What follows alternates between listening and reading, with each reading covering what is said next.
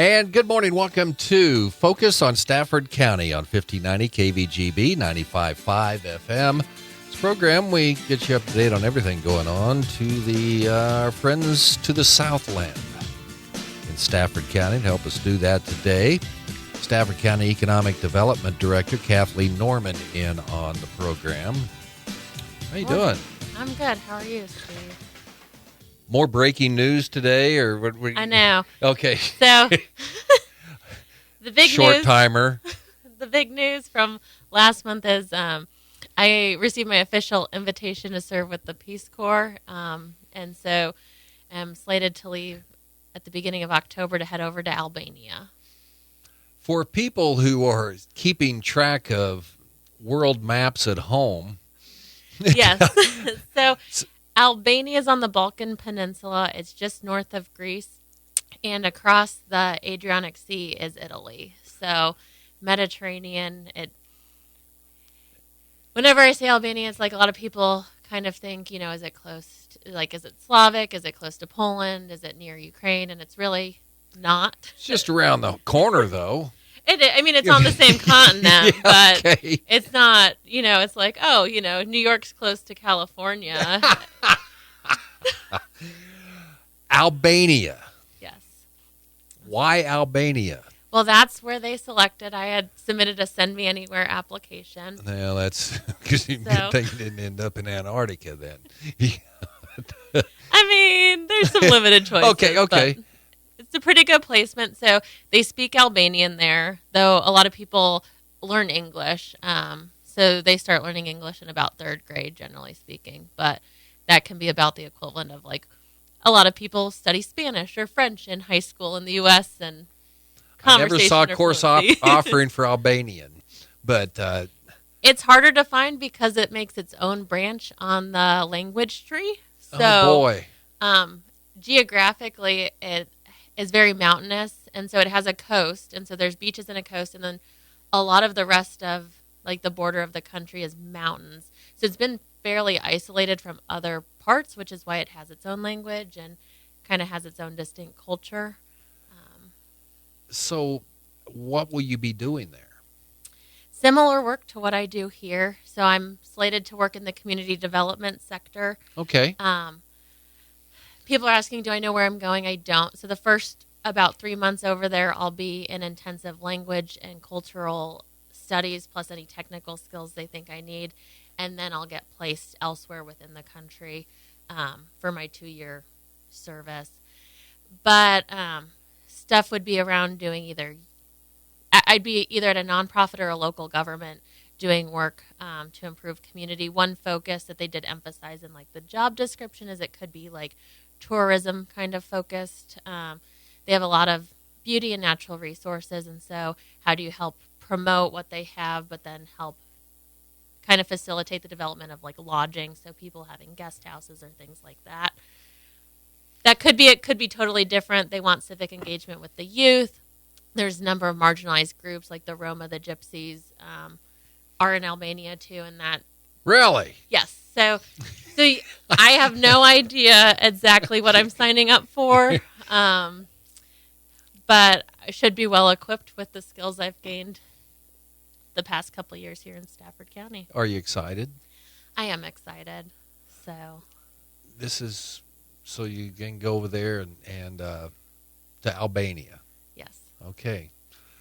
Well, that means, as we've talked about before, you let everyone know that you were going to be leaving, didn't know exactly where. So Stafford County Economic Development is looking for a new director. Yes. So we had several applicants and did interviews within the past month.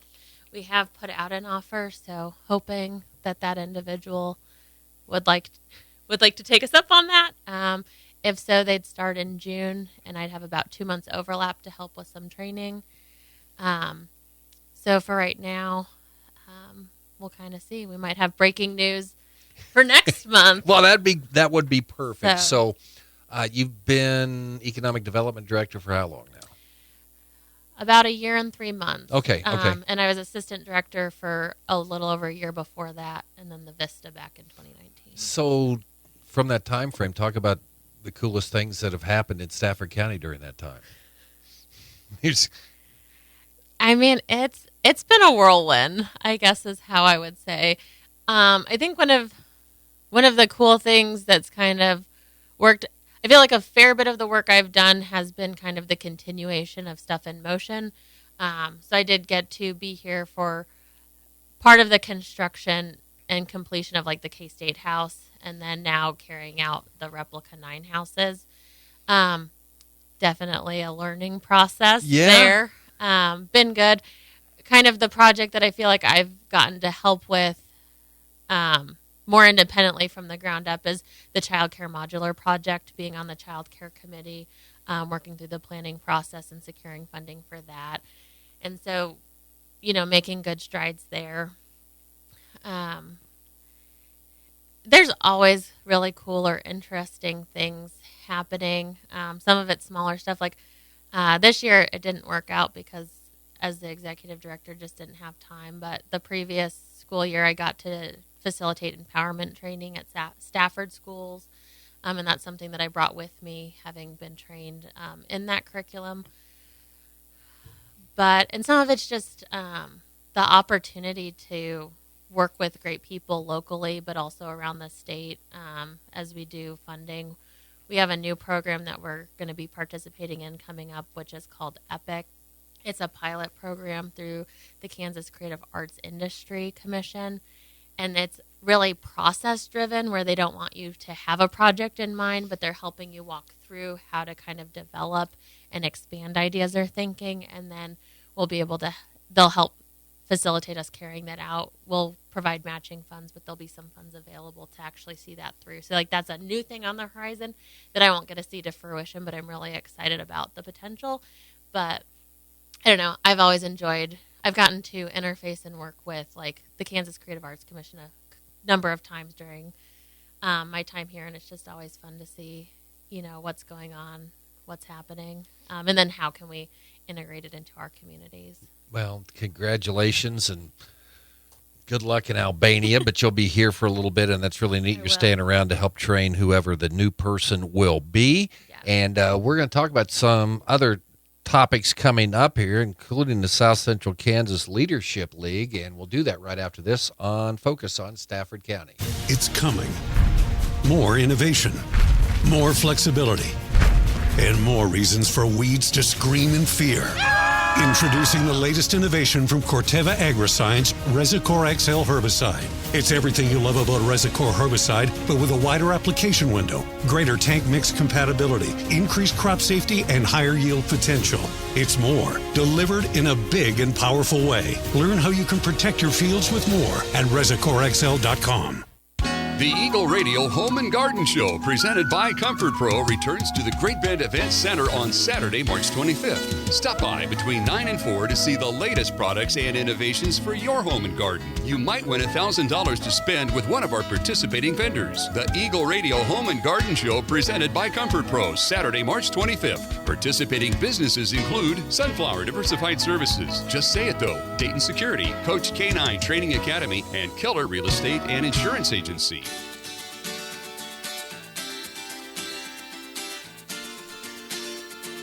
Back on Focus on Stafford County today, Kathleen Norman, Director of the Stafford County Economic Development and South Central Kansas Leadership League. Tell me about this. Yeah, so the Pratt has always had a leadership league, and within the past 5 years, they've expanded it out to serve several counties. They just came and toured Stafford County. So March 8th, we went to Stafford, and they got to see the library. Part of what they do when they do the tours is to kind of learn about the leadership challenges that exist. And so we highlight, some of the projects or things that have been and how that came to be. So like the library in Stafford has been going through a massive restoration process. So being able for them to see it, they're partway through. So like the foundation's been shored up. The front door just got reinstalled. There's plans to get the steps replaced out front so that the front door will be used for the first time in many years. Okay. They have a side entrance. And so So some of it is they get to see kind of some of our assets. So the library, there's a historic site, very beautiful building, learn about kind of what's going on there. So that's where we kind of focused in Stafford and learned about some of the other stuff going on in the community. And then they came to St. John, and I usually do a presentation. We can't show them everything, so I do try to highlight some of the things in like Hudson or Maxville, Seward, Radium that could be of interest that they'd come back for. And then we toured one of the houses that have just been completed in St. John. And so they'll end up having probably, they're still in the current thing, so it meets kind of during the school year once a month, young professionals or younger people in the area. And so it's a leadership development. It's curriculum through the Kansas Leadership Center, and part of the training is going to the Leadership Edge training. That's like a 2-day conference there. And it's a great opportunity. I had gotten the opportunity to attend, I guess in 2021 when I came on as the assistant director. It's similar to Golden Belt, just kind of has restarted their, I think it's Lead Golden Belt. I'm blanking on that, but there's a one in Barton County. They do a leadership thing too. So it'd be the same kind of curriculum. It's just Stafford is lucky that it gets served by both. Like we get served by the Golden Belt Community Foundation and now, the new leadership program here, as well as we get served out of the South Central Community Foundation and then South Central. How many people are in this particular group that are active right now? So when they do kind of like a class or cohort, there's usually about 10 or so people in there. This past time, most of them were from Pratt. There was someone from Barber County. When I did it, it was kind of a mix. For that, it's Kingman, Kiowa, Barber, Pratt, and Stafford counties are who can participate. Yeah, great group. Okay, you talked a little bit about it in the last segment. EPIC. Yes. So EPIC is a great acronym because I have all these EPIC meetings now. Oh, okay. It stands for Engaging Placemaking for Innovative Communities. And so it's doing kind of like arts-driven community development, trying to, tap into your community's history and enhance the cultural environment for locals as well as tourism. It's not a tourism focus per se. There is some of that happens separate. But it's kind of going through a process of, it's taken a while. We've been postponed for a while because this first came up in the fall, but we did first impressions. So like our cohort went and visited Kingman and have kind of completed this first impressions survey, and we'll do a presentation at our first regional meeting, and that will be to provide them kind of feedback or insight to, as an outside perspective, what did we notice, what was nice. Well, do they know who you are when you go in there? They don't. Oh, okay. They don't. Okay. I was going to say, because that would make it a little bit difficult to say, well, yeah, I drove into your town and oh yeah, no, it's us. It's like, oh, we drove in. It's like, well, I didn't see any signage. Like, we just do our own thing. We have kind of like a list and ask questions and we rate things. But they don't know when we're coming. They're not supposed to cater to us or tour. It's just if any, average Joe were to come through kind of thing, like what is their first impression of what a great idea. And then they'll take that feedback to try to incorporate into a project. Some of the large scale stuff, which is like, here would be like an ideal type thing, which is not necessarily the expectations, is like where communities have like taken over buildings and kind of created a new space that has environment but opportunity to do more art stuff. The placemaking is really about being intentional about community, but so it's creating an atmosphere and being intentional about what that facilitates. So that's kind of the placemaking, is like being very intentional about the design, what it is able to do or facilitate. Placemaking has really just kind of become a newer term within the past few years, but it's in a lot of the grants I see where people talk about placemaking initiatives or whatnot. And murals can serve a small part of that. So like here in Great Bend, there's all the murals happening. And so that is a piece of placemaking. It's how do you help create kind of a vibrancy or point of interest, and incorporates the arts. But in some ways, that's a relatively surface level example of what placemaking is or can be. Who oversees this program? So this new one, again, it's a pilot, but it's the Kansas Creative Arts Industries Commission, which is part of the Kansas Department of Commerce. All counties involved with this, or just a few? So since it's a pilot, there's just a few that have been selected. Okay. If someone can come look at Stafford and Maxville and St. John, or? They just did Stafford and St. John just to minimize kind of it could be a lot if you had to do the whole thing. So like for Kingman, we didn't do all of Kingman County. We just did the city of Kingman. So in Stafford, they were going to St. John and the city of Stafford as part of it. They weren't required to go to Hudson and Maxville. Okay. But I believe it's Rice County, Hutchinson, Kingman, Lindsborg, and then Stafford County. And that's one of the things where it's like Rice and Stafford County are both counties versus the other three are specifically cities. Okay. All right. Very good. We're going to take another break. We will be back, tell you about a HEAL grant that is coming or being applied for. Yeah. Okay. Something like that. Okay. Yeah. Right after this. Attention growers. C&D Irrigation in St. John, your locally owned and operated Zematic dealer, has a special announcement. Give your crops a head start this year with limited time offers on Zematic irrigation systems. Order now to take advantage of special financing options or opt for higher per tower rebates. Don't wait. Call C&D Irrigation to secure your delivery date and get your new system up and running. C&D Irrigation in St. John will put the water on, serving Stafford, Barton, and Pratt counties along with surrounding areas of Central Kansas.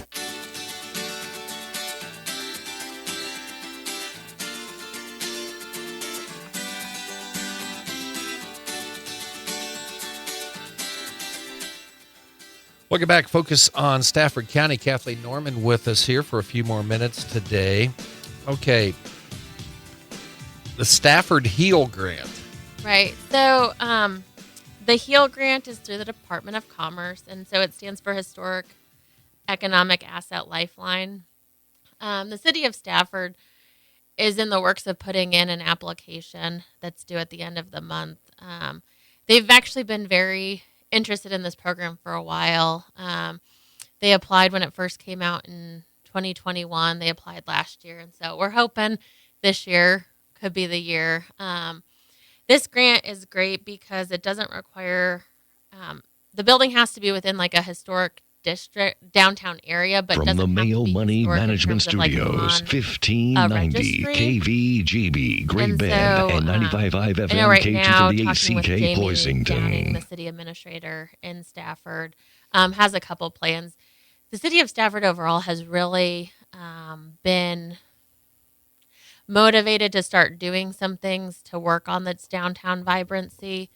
And so this grant would hopefully, it's still questionable. I think the goal is that we can get the grant finalized for working on restoring a building that would allow for 2 apartments upstairs, and then potentially the downstairs could be a daycare or another type of kind of business or community service thing. The goal is really that it's an economic driver, whatever gets funded. And so some of that's still figuring out the final finesse of it. The grant offers either a building or facade program. So if we're not able to fully get kind of the building together, we might still apply for the facade since they're wanting to redo the front of the movie theater and that marquee. Yeah.